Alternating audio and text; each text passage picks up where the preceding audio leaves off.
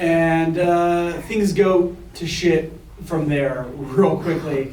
That's the premise of Max's new book. It's truly a nauseating read, and I mean that in the best way possible. So please put your hands together for Max, who's going to come back up on stage.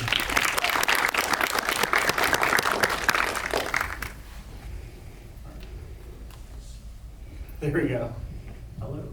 All right, so did I do a good job of summarizing the book? Yeah, I don't know how to summarize it, so I'm glad you did it. It is a trip. And so to give us a little bit of a taste of the book, you're going to be doing a reading. Yeah, I'm gonna teach you guys about human decomposition. Oh, I'm gonna leave the stage. Give you the full stage. all right, folks. Am I loud enough? Am I close enough to the mic? Folks in the back, yes. Awesome. I love silence. Ah, yes. Oh, yes. That is the sound. The book is called Maggot Screaming because when I was researching the book, I found out that when a bunch of maggots are like stuck in a room together, they make a noise similar to Rice Krispies. And this is the sound of actual maggots kind of writhing together. So that will be nice audio as I read. So, decomposition. Tonight, we will be talking about the beautiful, natural process of organic matter breaking down after it ceases living. Everything alive will eventually decompose. Fruits, trees, animals, humans, goldfish even.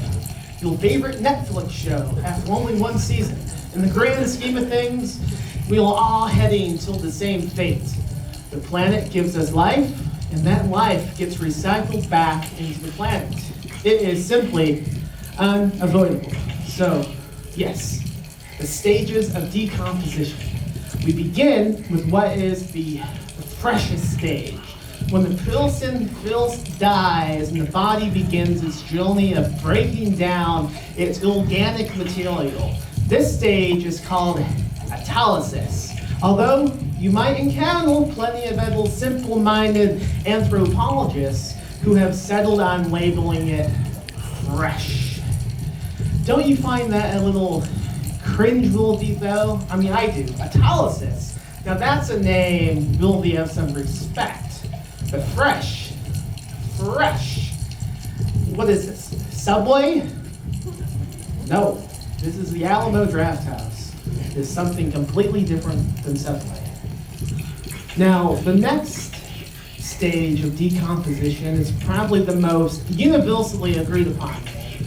And this is the bloat stage. All the gases found in a human body begin excreting as tissues are self-digested, causing an obvious bloating. Did you know corpses release flatulence? Hell, they let it rip milled in those blue-collar comedian dipshits on Comedy Central from like 20 years ago. Jeff Foxville being Lily the Cable Guy, and that racist ventriloquist, which I realize is redundant because all ventriloquists are racist. It is why they become ventriloquists to begin with. They might go, oh, it's not me saying these things, it's the puppet. It's them, trust me. It's always them. What will happen to those guys anyway? But more importantly, will they on January 6, 2021? Because I have suspicions. Anyway, the bloat stage, back to this, is also when we will first notice maggots hatching, okay? Along with the awesome arrival of the pillage fluids and the skin slippage. And speaking of maggots, you guys know about maggot therapy, right?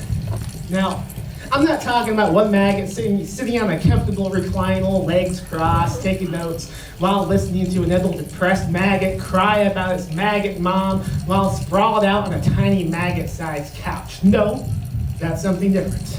Maggot therapy is a type of treatment considered primitive by most cultures nowadays, but I've heard tell of some societies continuing to practice it. Basically, what it is maggots, they can't digest living things, right? And sometimes this proves helpful when necrotic flesh, aka dead flesh, needs to be cleaned off of soft tissue wounds. Once they get what they're after, these maggots, they move on, leaving the rest of you unbothered. Unless all of you is dead, then they will just keep feasting until there's nothing left. It's a real thing. Maggotility. Google it on your cell phones. Right now, go to the Wikipedia page and look at the photo. It's okay. Phones are allowed at the Drafthouse during intermission. Nobody's going to kick you out. I assume, I do not know. You might get kicked out. Anyway, the next stage of decomposition involves all these gases and liquids and fats finally pillaging from the body. This is stage 3, which we tend to label as active decay. It's everything inside the body breaking down, this time at a more advanced level. Things really get cooking around here, everything except for the hair and the bone beginning to slowly liquefy. Skin blackens, it's cool stuff, I promise. Now, it typically takes a couple weeks, maybe a month, to be liquefying to begin, and I'd say going back to stage 2, we'll also get 3 to 5 days before bloating becomes noticeable.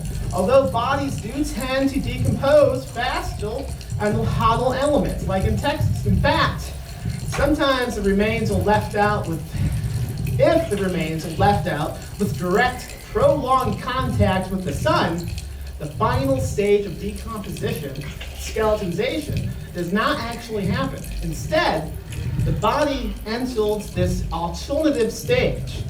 Now, would any of you like to guess what stage that might be? Mummification. Mummification is not as uncommon as you might think. If you saw one right now, you'd think the thing was screaming. But that's just what skin shrinkage will do to a person. The same reason it always looks like your heel and your fingernails are growing after you die. Everything else shrinks. You've seen the Seinfeld episode. Although the skin does remain intact, but it's dried out, making it look like it's been dressed in a suit of old leather. You know, like a mummy. But, like I said, mummification is only an alternative final stage, occurring when the remains experience extreme heat without any protection from the sun. The proper final stage of decomposition, which should be the most self-explanatory of them all, is skeletonization. Now, I don't believe I need to elaborate any more about this. You, the folks listening, already know what a fucking skeleton is. We all have one inside of us. Take a look when you get home. You might be surprised. Anyway, that's the fun section of this reading. I assume you found it fun. The human body is such a stupid, silly thing. I can't believe everybody gets one. What an insane creation that makes no sense. So, let's get depressing now. You know, there's over 20,000 cemeteries in this country. 20,000. And those are just the official ones. The ones documented and reported. Consider the Civil War, right? Or consider Native Americans. Since humans set foot on Earth, we've been burying ourselves beneath it. We were given a finite amount of space, and we have tried our goddamn hardest to occupy it as quickly as possible. Do you know how many people have ever lived in all of history? A little over 100 billion. Presently, there's over 8 billion people alive, which tells us what? That there's 15 or so dead people to every 1 person still living. We are surrounded by the dead, and their numbers only grow larger every day. Do you think we will always have the room to bury them? To bury you or me? The planet's capacities are limited. Soon, there will be no spaces available for anyone. And then what? What will we do with the dead? Cremation, always a choice, a wasteful choice, but a choice. Except most modern religions explicitly forbid desecration of the body. Will they cave in and allow it, risking exile from their fantastical holy lands? Do you have any idea what those ashes actually are when you get cremated? The ones family members carry around in decorated Maxwell coffee cans? Because they are not ashes, at least not in the way you might think. What's inside those Maxwell coffee cans? It's skeleton. It's crushed bone fragments, the bits that never disappear. As try as we might, as a human race, we are here to say, as bone fragments, as memories, as destroyers of nature, we indeed are forever. Some countries, you know, have already begun embracing something called grave rentals, meaning loved ones, they pay an ongoing lease for a certain amount of time, and when that lease expires, you will dug back up and flung in the trash to make room for the next cults excited to rot in an overpriced box. Meanwhile, science facilities all around the planet are in desperate need of new donations to continue their studies. And do you know what it costs to donate? 10 Bitcoin. Compare that to a coffin, which averages between $2,000 and $5,000, and does not include the cost of the funeral itself, which can add another $5,000 to $10,000. The average cost of one funeral in the United States is $9,000. $9,000. Do you think cremation is any more affordable? It's not as expensive as the typical coffin shit show, but if you think it's cheap, you have another thing coming. Cremations average between $4,000 and $7,000. In Texas, minimum wage is $7.25, meaning someone working 30 hours a week with a minimum wage job can at the most expect to bring in $15,000 in 1 year. And that's before the government decides to gleefully drain you into poverty by collecting taxes, not from the wealthy, mind you. Do you think Bezos pays taxes? Do any of those billionaire savages who can afford to be buried on the moon? No, they come for you because they know you can't have any other choice. So, let me ask you this. In this country, in this lifetime, can you or anyone else truly afford to die? Is that a privilege we have at this point? Because if you can, then you can afford to buy a copy of my new novel, Maggot Screaming, available now. Thank you.